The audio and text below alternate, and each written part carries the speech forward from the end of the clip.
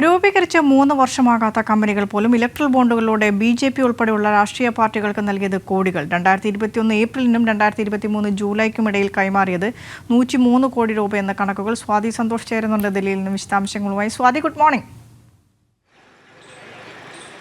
Good morning Vinisha. Electoral ബോണ്ടിലൂടെ പുതിയ വിവരങ്ങൾ പുറത്തു വരികയാണ്. നാൾക്കുനാൾ സുപ്രീം കോടതിയുടെ ഇടപെടലിന് ശേഷം ഇലക്ട്രൽ ബോണ്ടുമായി ബന്ധപ്പെട്ട് നിരവധി വിവരങ്ങളാണ് പുറത്തു വന്നിരിക്കുന്നത്. ഏറ്റവും ഒടുവിലായി ഇപ്പോൾ 2021 മുതൽ 23 വരെയുള്ള കണക്കുകൾ കൂടി പുറത്തു വരുമ്പോൾ 103 കോടി രൂപ വിവിധ രാഷ്ട്രീയ പാർട്ടികൾക്ക് ഇലക്ട്രൽ ബോണ്ട് വഴി വിവിധ കമ്പനികൾ നൽകിയെന്ന വിവരങ്ങൾ കൂടി പുറത്തു വരുന്നു. സമഗ്ര വിവരങ്ങൾ വിനിഷ, നമുക്കറിയുന്നത് പോലെ തന്നെ കഴിഞ്ഞ ദിവസങ്ങളൊക്കെ തന്നെയും ഇലക്ട്രൽ ബോണ്ടുമായി ബന്ധപ്പെട്ട പുതിയ കണക്കുകൾ വിട്ടുകൊണ്ടിരിക്കുകയാണ്.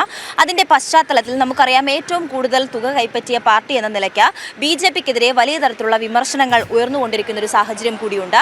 ഇപ്പോൾ ഏറ്റവും പുറത്തു വരുന്ന കണക്കുകൾ അനുസരിച്ച് നോക്കുകയാണെങ്കിൽ കമ്പനികൾ രൂപീകരിച്ച് 3 വർഷത്തിൽ ഇടയെ BJP അടക്കമുള്ള രാഷ്ട്രീയ പാർട്ടികൾക്ക് കോടികൾ ഇലക്ട്രൽ ബോണ്ട് വഴി ലഭിച്ചു എന്ന് പറയുന്ന ഏറ്റവും ഗുരുതരമായിട്ടുള്ള വീഴ്ച കൂടി ചൂണ്ടിക്കാണിച്ചുകൊണ്ടാണ് ഇത്തരത്തിലൊരു വാർത്ത വരുന്നത്.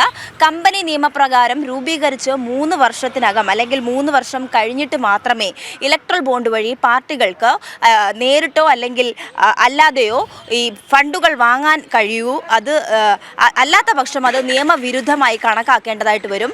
ഇപ്പോൾ ഈ ഒരു കണക്കനുസരിച്ച് 3 വർഷമാകാത്ത 20 കമ്പനികളാണ് 2021 ഏപ്രിലിനും 2023 ജൂലൈക്കും ഇടയ്ക്ക് ഇലക്ട്രൽ ബോണ്ട് വഴി 103 കോടിയോളം രൂപ കൈപ്പറ്റിയിട്ടുള്ളത്. ഇതിൽ ഏറ്റവും ഗുരുതരമായ വീഴ്ചയായി കണക്കാക്കേണ്ടത്, ഇതിലും കണക്ക് പരിശോധിച്ചു കഴിഞ്ഞാൽ BJP ആണ് ഏറ്റവും കൂടുതൽ രൂപ കൈപ്പറ്റിയിട്ടുള്ളത്. BJPക്ക് 26 കോടി രൂപയാണ് ഈ ഇലക്ട്രൽ ബോണ്ട് വഴി കിട്ടിയിട്ടുള്ളതെന്നുള്ളതാണ് ഏറ്റവും ഗുരുതരമായ വീഴ്ചയായി നമുക്കിപ്പോൾ ചൂണ്ടിക്കാണിക്കാൻ കഴിയുന്നത്. കഴിഞ്ഞ ദിവസങ്ങളടക്കം ഈ ഇലക്ട്രൽ ബോണ്ടുമായി ബന്ധപ്പെട്ട പുതിയ വിവരങ്ങൾ പുറത്തു വരുമ്പോൾ BJPക്ക് കനത്ത തിരിച്ചടിയും രാഷ്ട്രീയപരമായ വലിയ തരത്തിലുള്ള വെല്ലുവിളികൾ നേരിടുന്ന ഒരു സാഹചര്യമായി തന്നെ ഇതിനെ കണക്കാക്കേണ്ടിയിരിക്കുന്നു. കോൺഗ്രസും TDPയും BRSും തുടങ്ങിയ പാർട്ടികളും പണം കൈപ്പറ്റിയിട്ടുണ്ട്.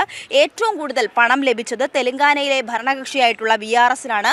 31.5 കോടി രൂപയോളം ഈ ഇലക്ട്രൽ ബോണ്ട് വഴി. സമയക്കുറവ് മൂലം ഞാൻ ഇടപെടുകയാണ്. സ്വാതി, പറഞ്ഞ കാര്യങ്ങൾ വ്യക്തമാണ്. ഇലക്ട്രൽ ബോണ്ട് വഴി പുതിയ കണക്കുകൾ പുറത്തു വരുന്നു. രൂപീകരിച്ച് 3 വർഷമാകുന്ന കമ്പനികൾ പോലും ഇലക്ട്രൽ ബോണ്ട് വാങ്ങി. ഏകദേശം 2021 മുതൽ 2023 വരെയുള്ള കണക്കുകൾ പരിശോധിച്ചാൽ 103 കോടി രൂപയോളമാണ് വിവിധ കമ്പനികൾ വിവിധ രാഷ്ട്രീയ പാർട്ടികൾക്ക് ഇലക്ട്രൽ ബോണ്ട് വഴിയായി നൽകിയിട്ടുള്ളത്.